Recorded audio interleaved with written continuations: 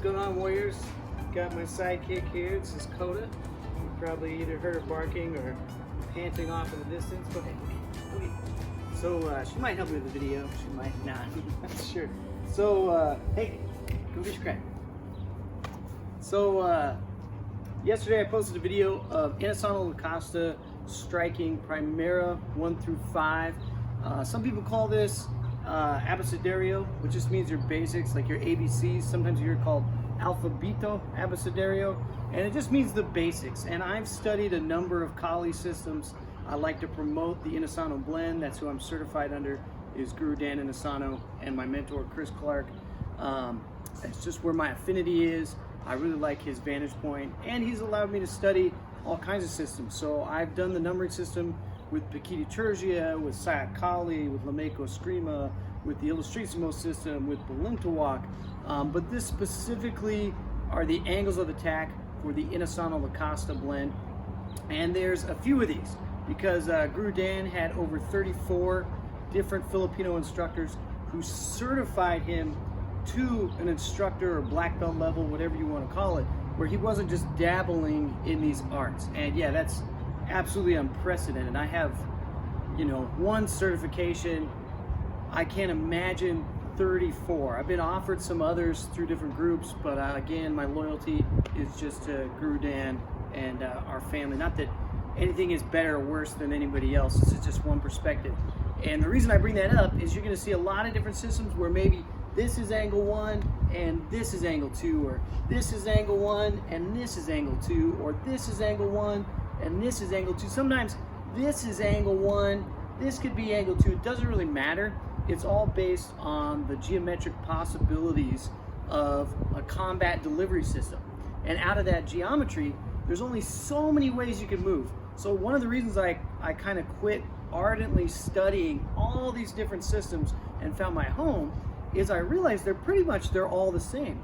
Now that doesn't mean I'm not like you. I definitely go on YouTube and look for other perspective, and man, what's this guy doing over here? This Sabayan drill is really cool, and I try to import that into my game as well. So nothing's wrong with that, but I'm going to give you the first 12. So in this system, there's 3 primary counts. Guru Dan would like us to know. There's a 12 count, there's a 15 count, there's a 24 count, and there's a 32 count. And honestly, I never do anything beyond the 15. It's really hard to remember 24 counts. And coming up really soon, maybe on Monday, I'll give you guys some ways to add fluidity with the stick to really get it moving. Because like the exercises I did yesterday, I think that is far and away more important than memorizing a numbered template or vital target count or whatever you want to think of it as. The numbers are less important than, hey, can you really pull this off? Are you practiced with it? And are you fluid?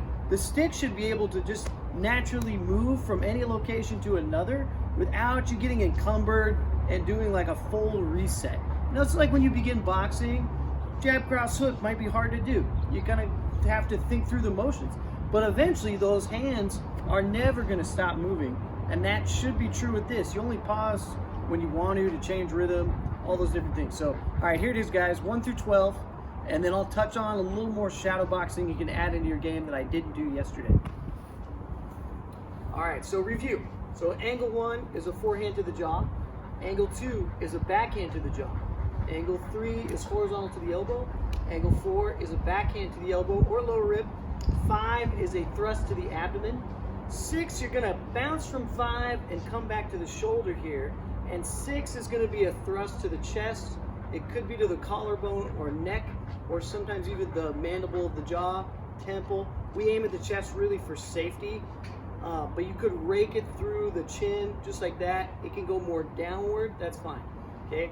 So my arm's gonna come down and relax as this comes across. I'm gonna lift my arm, and 7 is gonna be vertical down. Now it's not hitting the foot, it's hitting the crown of the head, but we train that for follow through. And the recoil is gonna give you number 8, which is a curved thrust. Okay, now this is a question I got yesterday, which is one of the main reasons I'm doing this video. Somebody asked me, man, I see your hand moving everywhere. Aren't you unprotected? I was always taught to just keep it dead center, that kind of thing. That makes total sense to me. You got to cover your center line, got to keep your hands up and all that. But with the weaponry, sometimes I have such an advantage with reach that one, this hand doesn't necessarily have to be up, but it is alive. It's not just dead at my side doing nothing. It has a purpose. So if you watch carefully, when I go from 1 to 2, 1, sometimes I'll catch my own arm and I'm gonna shove my own arm for a power assist. You can also look at it as I hit something and somebody's coming in, and now I wanna crash and I wanna have a solid frame where everything is connected so that I'm not gonna collapse here if I encounter some resistance coming forward this way. So a lot of times that's what I'm doing is I'll push either my forearm, sometimes I'll catch the bicep and throw it that way. On 6 to 7, see 5, 6, now my arm is down here, right? Well, that doesn't make sense, but I'm gonna use it as a lever to throw the object up this way. Now look, when I do 8, I'm gonna use the hips and the torque from this hand coming down to feed the energy into 8. And you'll see this a lot of times in in fencing, how they move the hand, and it's to get that full extension and use the whole body rather than just the arm. So that's a big part of it. The last thing I want to touch on is that you move that hand because you want to use it for your check hand. It might have another tool in it, like if I have my pocket tool here, I might use that offhand. See, I can even go through the system. 1, stab, 2, stab, 3, thrust, 4, just like that. Okay? So that offhand should come into play. And a lot of times if you just sit here and it's kind of static, you're not moving the hips and you're not gonna do a good job of using the offhand. Okay, so let's go all the way through 12 now. So 1, 2, 3, 4, 5, 6, 7, 8, 9 is down to the knee, 10 is down to the knee, 11 is inside the ankle, and 12 is going to be a press like that. Traditionally, you'll see it like this, and they make this interesting kung fu hand. Whenever you see that, that infers that there's something else in the other hand. So we're not trying to practice a kata or anything like that. It's just a reminder that, oh yeah, I could have something in this hand. Nothing in that hand, you don't want to do it, no problem. Just press it forward just like that. So one more time. So angle 1, angle 2, angle 3, angle 4, angle 5, angle 6, angle 7, follow through, 8, curve to the mandible, 9, down to the knee, 10, back end of the knee, 11 to the ankle or Achilles tendon, and 12 is a press. All right, you guys, that's Inosanto Costa, 1 through 12, and I'll be right back with some more single stick shadow boxing and how you can incorporate that into your own ideas. I'm going to run through that a little more fluidly. Obviously, I'm in my backyard again, and everybody's home with what's going on in the world right now. We're filming this during the COVID-19 pandemic, so one of the reasons I want to give lots of information to you guys. So let's do this a little more fluidly. I was using the tick method of stopping on the target, but you could totally lob tick with a B. Sounds kind of like a P sound too. Lob tick means to slash or to follow through the line. That's okay too. So let's take a look at how that would work. So when I'm here, I'm going to go angle 1, and I want to try to transition to a guard position. Angle 2, guard position. 3, 4. You'll notice on 4, I hit through and have to retract it to the hip. That's normal. 5 is going to bounce still. 6 is going to go through, and my arm is prepped. 7. Now look at 8. 8 is going to come through the line here, like you're going to hit the bottom of the bone in the jaw here, the mandible, and now it's prepped to come down the same line to the knee. So 6, 7, 8, 9, like that. 6, 7, 8, 9, 10 is a backhand, 11 is going to hit through, and 12 is going to press. That's it. So it's a good time to, what you want to do is micronize these, turn them into combinations. So I did a little bit of that yesterday. So you could obviously just go 1 and 2, 1 and 2, 2 and 3, 2 and 3, 3 to 4. That's it, right? 5 to 7 to 8, whatever order you want to do. A good branch off point is 6, 7, and 8. So I can go 6, 7, 8. I could go 6, 8, 7, I could go 7, 8, 6, like that, or just 6, 7, 8, or 6, 7, I don't even hit the floor, 8, 6, 7, 8, like that. Could be 9 and 10, 3 to 4, 9 and 10, 5, 7, 8, 7 again, 6, 7, 8, like that.